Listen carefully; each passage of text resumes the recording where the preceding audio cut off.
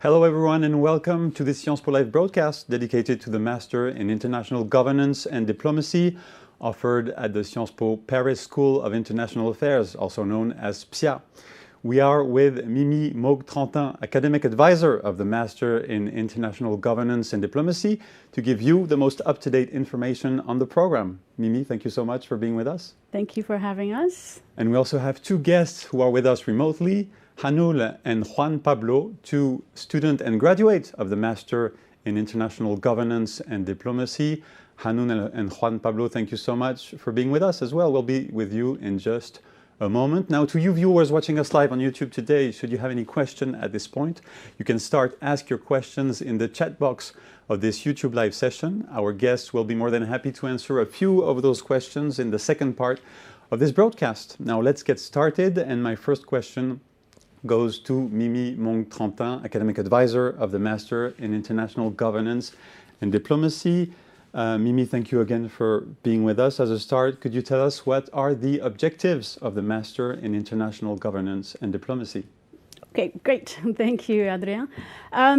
So this Master International Governance and Diplomacy program is actually a professional master. So we put a lot of emphasis on the practical component of the courses. And we also, we have two backbones, of course, governance and diplomacy. We approach governance from a policy lens. So we want our students to have policy fluency. So by that I mean they actually learn how to design policy, how to make policy, how to implement policy, how to analyze policy, and how to evaluate policy in a progressive manner throughout the program in different sectors. So for example, environment or health or nuclear policy, for example, a bit of security. So this is the governance side. But for that, we also need our students to have analytical confidence. So by that, we mean a lot of our students within the classes, they're looking at a lot of different governance issues, pressing governance issues, or geopolitical issues. They need to have critically analytical skills to actually look at these issues and make sure that they know how to, one, identify and assess, and how to manage when the time comes for crisis management or risk issues. This is one of the things that we are trying to achieve in the program. And from diplomacy perspective, we are teaching diplomacy as a tool and not just how to be a diplomat. But so when we approach diplomacy, we look at communication skills. So we look at effective communication skills or effective negotiation skills. So there are a lot of different role plays, a lot of different practical case studies that the students are working on in class with professionals who have been on the grounds directly and sharing their experiences. So this is something that we're trying to achieve. We also want students to have a good and sound understanding of international system and the institutional legal framework, and we teach that by our law classes, and this is a good understanding that will give them a global picture, and they will be able to connect it through governance. And all that, we actually approach it through human governance and human-centered governance and cultural sensitivity. Thank you so much, Mimi. Now, we understand the Master in International Governance and Diplomacy is a 2-year program. What is the content and the structure of the program?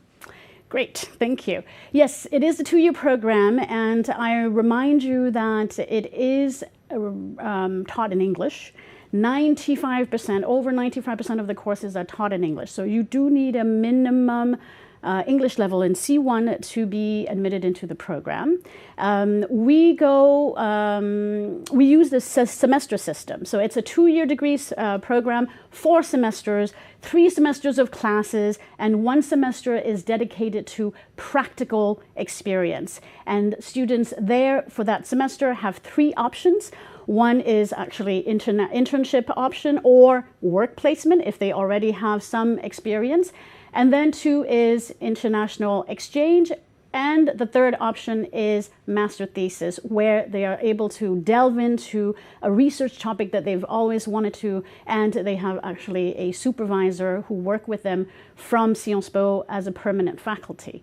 And we actually, as a international governance and diplomacy student, all PSIA students have two concentrations. As an international governance and diplomacy student, diplomacy is a mandatory concentration. So concentrations are like minors. They give you more breadth, right? And the core curriculum classes are going into depth. So diplomacy in this program is a mandatory concentration. And in addition, the two-year degree students are able to select a second concentration, either in the thematic concentration or from a regional concentration. They have to choose either, depending on their career goals, so that you do have to have an idea of where you want to go into. So it could be an environment, or it could be an intelligence or risk or project management, or it could be Africa-based or European studies, or it could be in agriculture even. So it all depends on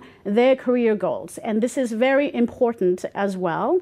And we also give courses that are in international law and in economics, also political economy or economics, and strategy and management. So it may sound like it is a multidisciplinary program. However, because they are, the reason they are multidisciplinary is because these are essential topics for governance. You need to know the international framework and international law in order to actually have a good understanding of governance and to have a good positioning in governance. And you need to have economics of things, or understand the economics of things, in order to make sound policy decisions. So these are essential blocks.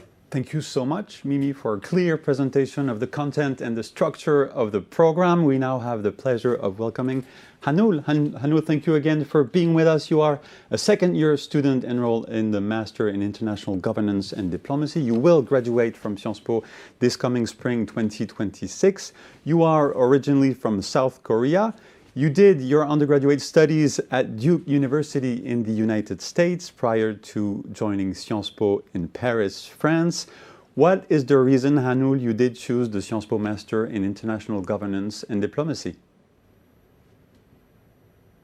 Yeah, first of all, thank you for having me today. My undergraduate study focused on learning how systemic inequality leads to reproductive health inequity, and I conducted research in sub-Saharan African countries.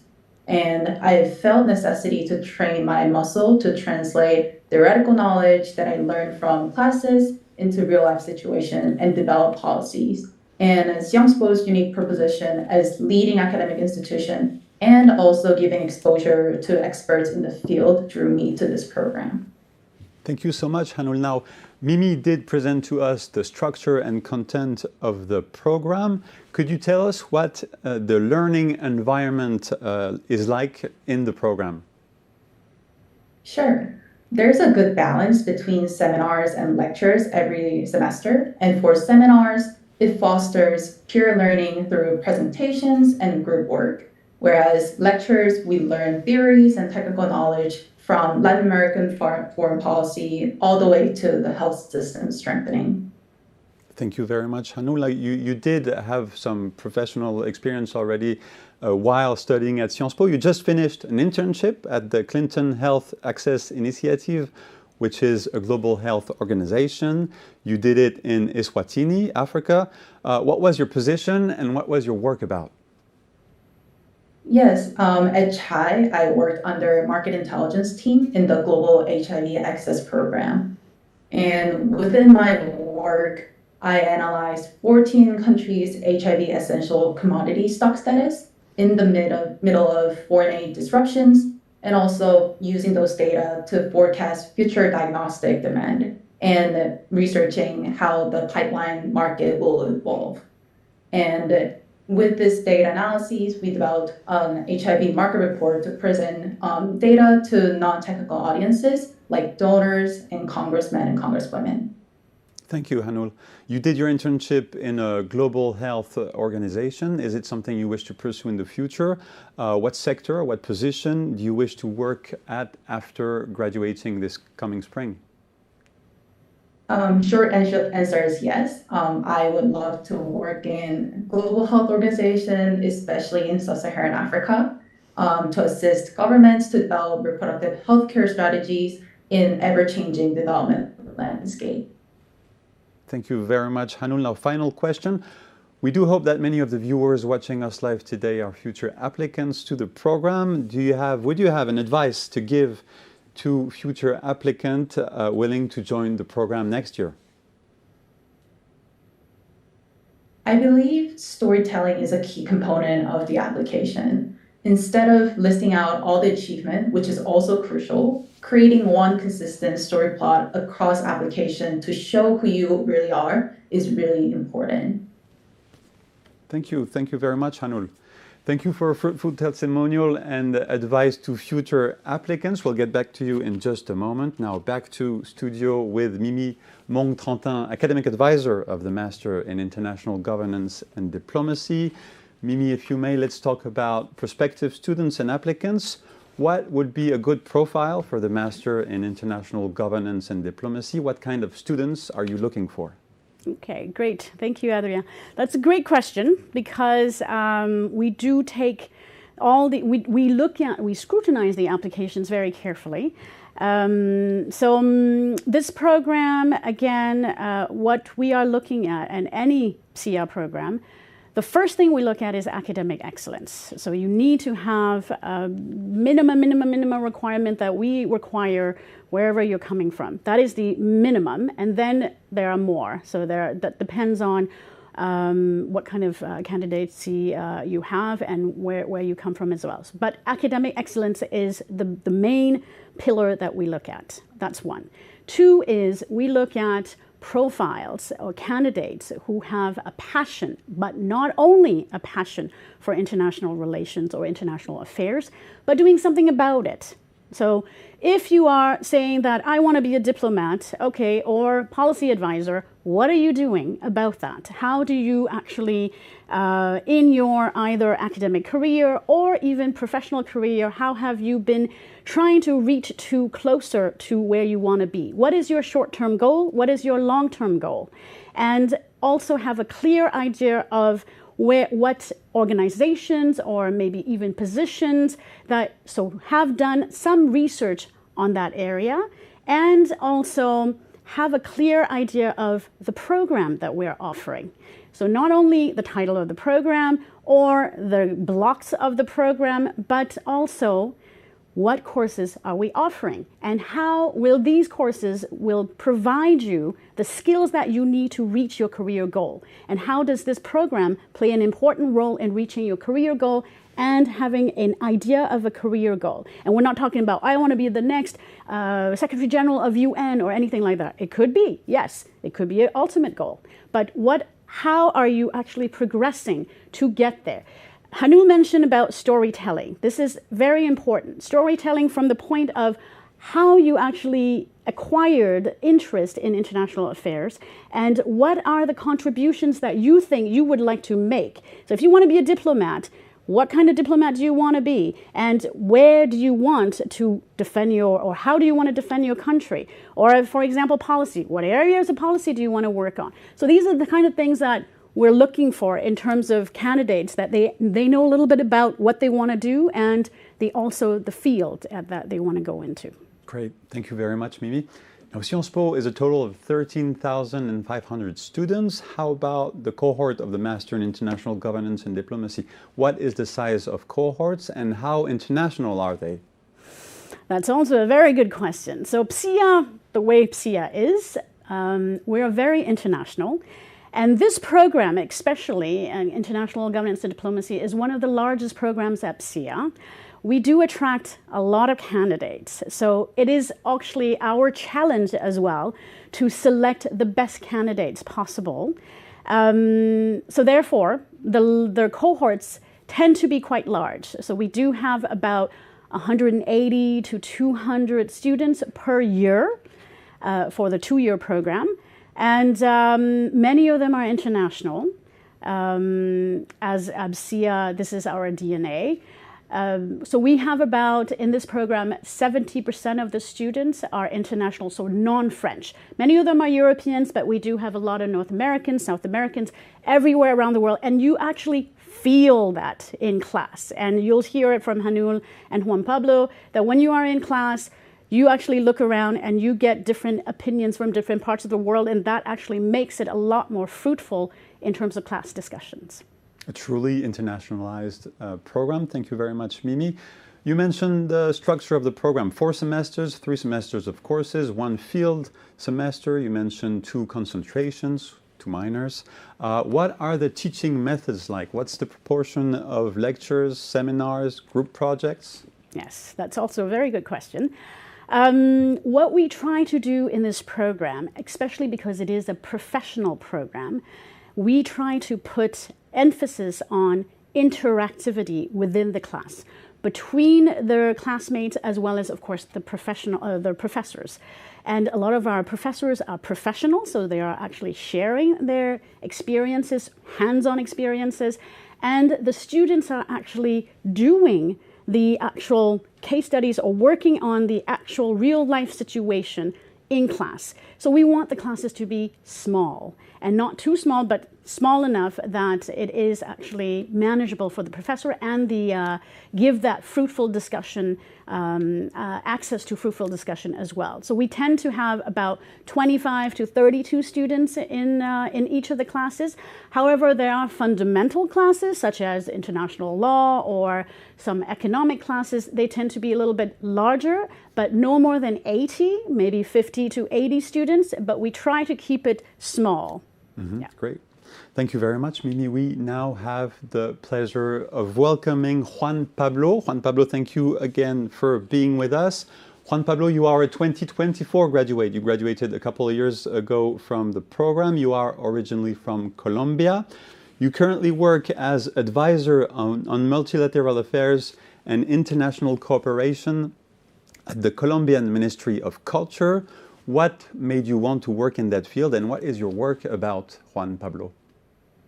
Well, hi, thank you for having me here. And well, as you say, I work as an advisor on multilateral affairs in the Colombian Ministry of Culture. And what made me really join that field was my experience by living in Paris.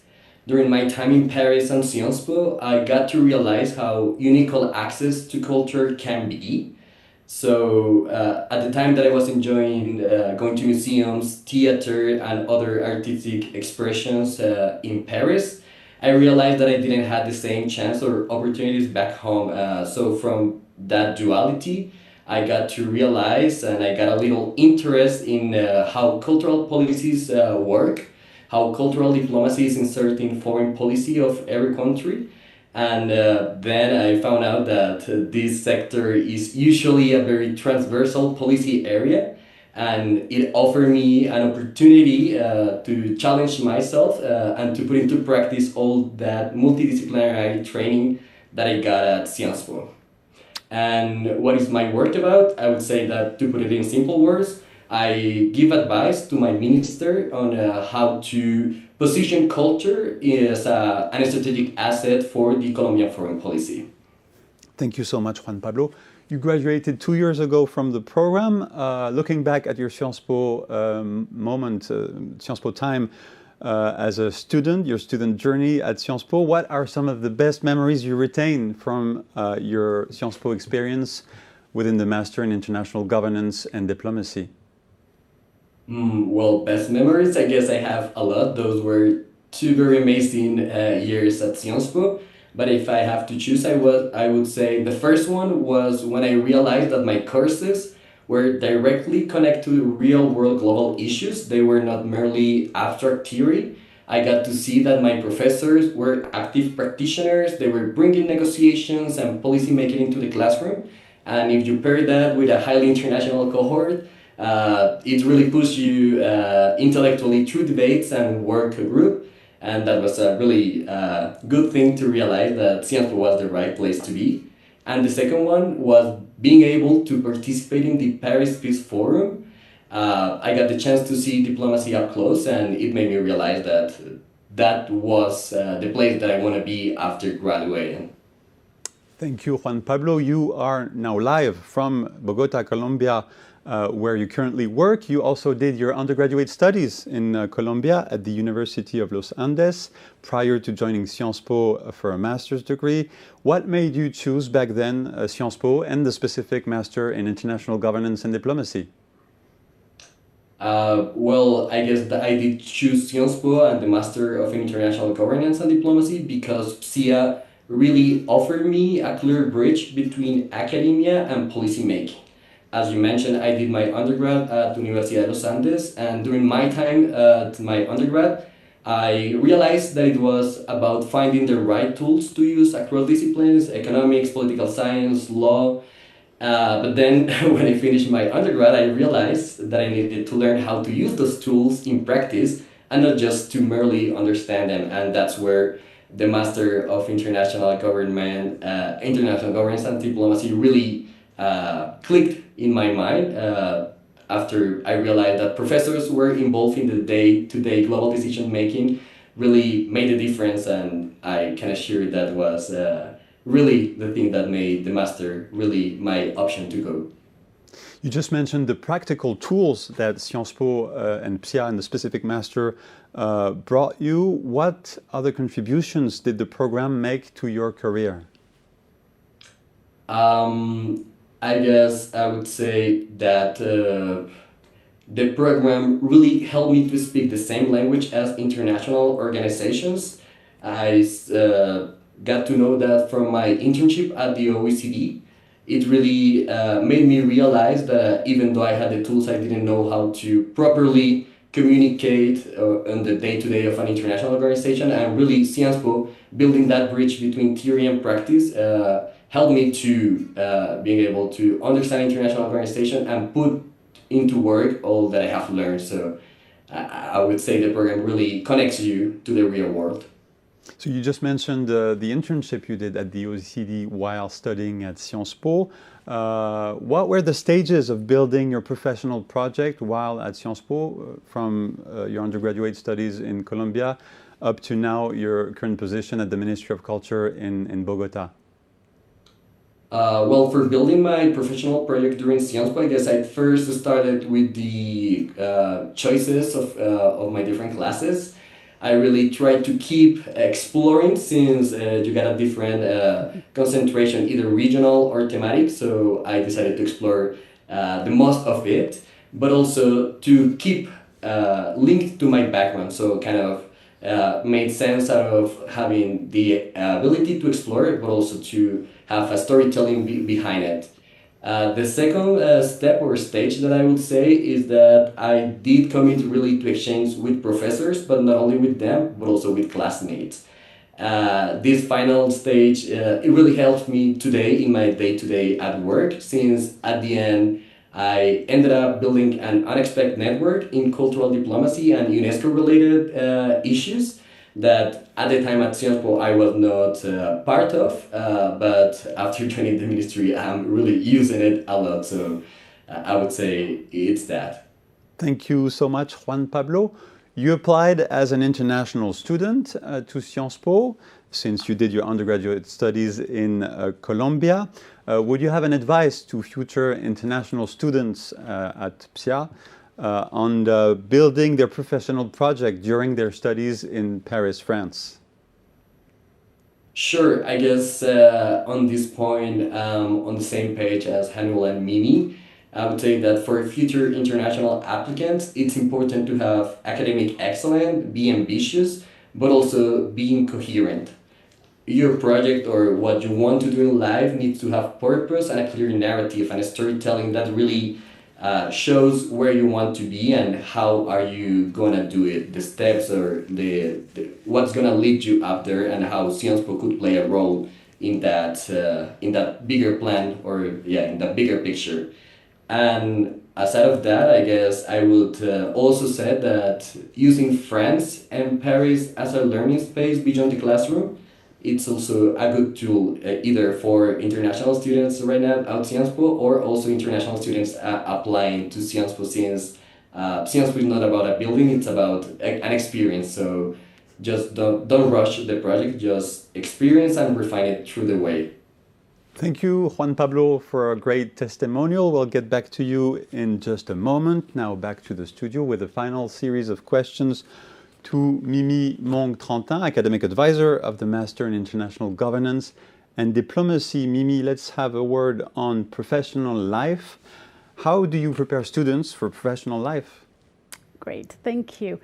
So there are many ways that we prepare students for professional life. So to start with, within the class, so our professors, many of our professors are already professionals coming from either they could be international organization directors, or they are on the ground NGOs, working for NGOs, or they're consultants themselves, or they're actually UN officials or diplomats. So you are getting, the students are getting on-site, right on the spot in class, first-hand experience of how it is like in real life. And they do a lot of case studies, they do a lot of role plays, they do a lot of simulations that will put them in the real life situation in class already. So that's already a good, very good professional development.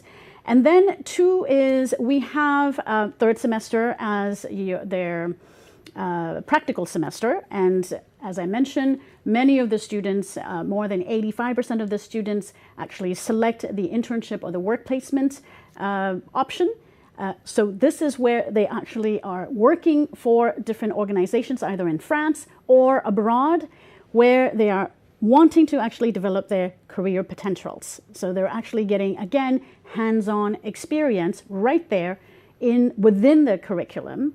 And then there are us, actually. As academic advisors, we meet with the students, one-on-one sessions, starting from the first week of the program, where we're actually guiding them, we're getting to know them, where their careers are leading to and where they want to, and we actually introduce them to maybe our alumni.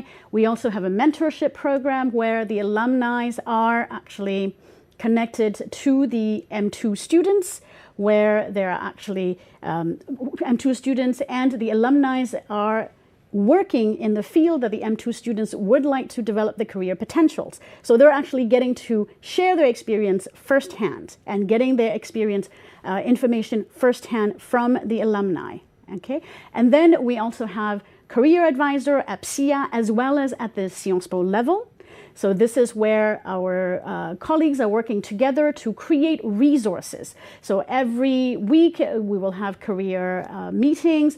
Every week there is a career newsletter where there is a list of job postings and internship postings. So this is specifically for PSIA students as well as Sciences Po students within the Sciences Po community as well, done by Sciences Po Careers Department. But they work together to hold career fairs, international organization fairs, consulting fairs. We also hold meetings with our professors, our mentors, and our alumni to hold career meetings on specific topics. So there are a lot of different organizations done, as well as, and the least not to mention, our every Wednesday afternoon we also have conferences that we offer, and our dean is quite has a very plethora of huge network in international arena, where we actually invite international leaders to discuss on hot topics of the actual international affairs at the moment. So the students are able to actually interact with these world leaders at the first hand. Thank you, Mimi. So preparation for professional life starts at the very beginning of a PSIA student's journey. Thank you again. And then when graduating, in what sectors, could you give a few examples of sectors and organizations where graduates actually work after graduating from the Master in International Governance and Diplomacy? Yes. So it all depends. It all depends on where they wanting to go and where they did their internship as well in their third semester and how they develop their career potentials. Many of them actually start within the private sector as consultants, for example, or political consultants. We have a environmental consultant at PwC, for example. We also have some alumni at Boston Consulting in either political or specific areas of, for example, gender or human rights. We also have students in the or alumni in the international organizations, such as the OECD. Of course, we're here in Paris. After graduation, because they interned at the OECD, they are actually hired as either consultants or eventually policy analysts. So we have a few policy analysts at the OECD. We also have students as project managers or project officers within UNESCO, either in the education or cultural or gender sectors.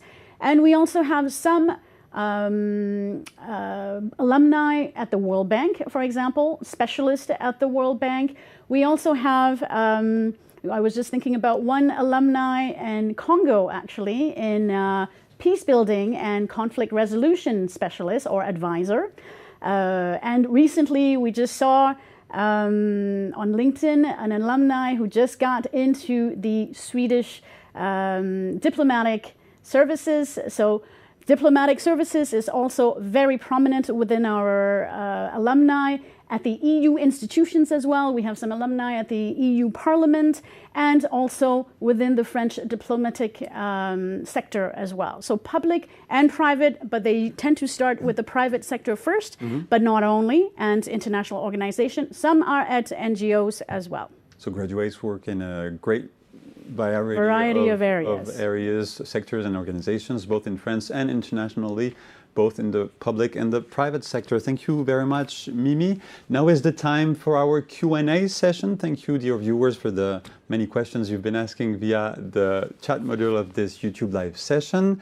And here is the first question from our viewers, a question to Hanul. Hanul, let me read it out loud for you. Hanul, you applied to the program as an international undergraduate student from Duke University in the US. What would you say was the most challenging part of your Sciences Po application?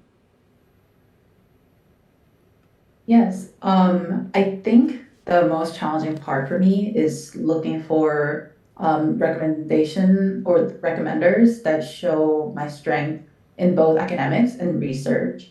I did not major in international relations or political science. My background is international comparative studies, which was closer to cultural anthropology and global health. So connecting the dot between my undergrad experience and the master's program that I'm applying was really challenging. But at the end of the day, I found two great recommenders who wrote excellent recommendation letters, and I successfully got into Sciences Po. Thank you. Thank you very much, Hanul. Now we have a question for Juan Pablo. Juan Pablo, let me read it out loud for you. You mentioned hands-on experience like the Paris Peace Forum you participated in. What other experience bridging academia and policymaking did you participate in at Sciences Po? Well, thank you. I would say I have two very good opportunities. The first one was that I was part of JDI, the Junior Diplomatic Initiative, and I got the chance with other Sciences Po classmates to go and visit embassies and get to really know how they work within, how foreign policy is made. And that really helped me to bridge what I have been learning in my diplomatic concentration and also what it was really happening at embassies based in Paris. And the second one would be my grand oral experience at the very end of my master. I got to put all my practical knowledge into practice, into delivering and more academic setting and able to discuss it with professionals on the field. So I guess both of them are really great experiences that talk about that bridge that Sciences Po helps you to do between academia and practitioners.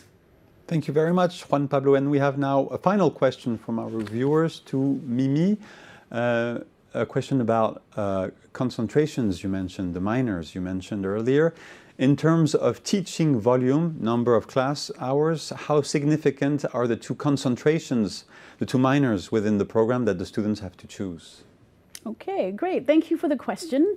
I remind you that within the Governance and Diplomacy program, of course, diplomacy is one of the mandatory concentrations, or it is a mandatory concentration. So even though it's a concentration, it becomes sort of like a core curriculum, part of the core, because you have to take diplomacy classes. Concentrations represent 3 classes throughout the semester. So each concentration represents 3. So you will have 3 courses in diplomacy and 3 courses in the second concentration that the students select. And in total, for all curriculum classes, the core curriculum classes, we have 6 other core curriculum classes in total. So concentrations represent about a good 1/3 of the program, and they do actually develop the breadth of the program. Thank you very much, Mimi. Our session is now coming to an end. Thank you, dear viewers, for watching. Thank you, Mimi, Hanul, and Juan Pablo for being with us today. We do hope that we were able to answer the questions you had on the Master in International Governance and Diplomacy, and we hope to see you again at Sciences Po soon. Thank you and goodbye. Thank you.